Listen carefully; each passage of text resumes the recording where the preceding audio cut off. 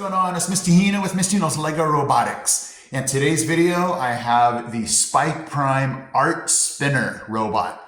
Super easy to build, so I'm going to show you the instructions for this. And you don't need to have a program on this because all you do is use the manual settings for your robot here. So when you see the heart, you just press the middle button and then you just get this thing to spin manually like that.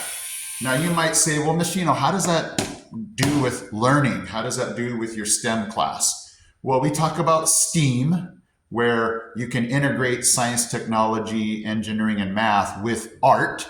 And then we also just talk about how robots can do the work for you.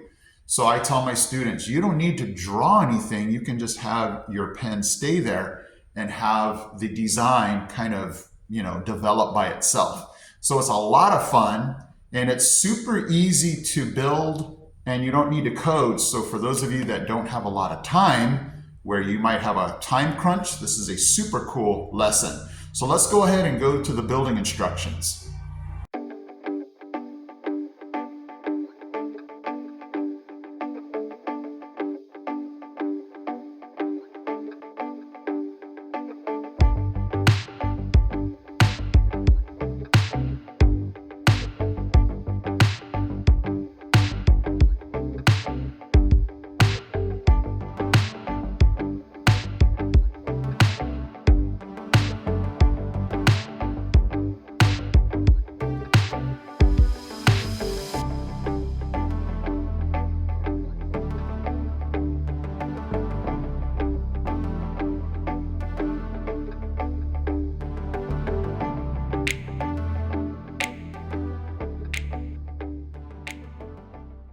Okay, so for those of you that are doing this project, just some notes. Make sure to keep this gear very level, because if it does that, then whatever you put on here is going to get messed up. So we want to make sure it's very level.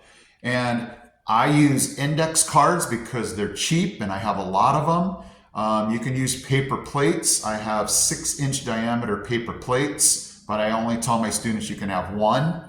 And then I would avoid using paper because paper is just too thin and it's only going to be good enough for that spot, unless you can use a bigger piece that you can put a paper on. I would say if you're just going to use the gear, use something stiff like an index card or maybe cardstock, and then we're good to go. Let me now go ahead and show you some of the artwork that my students did that will amaze you.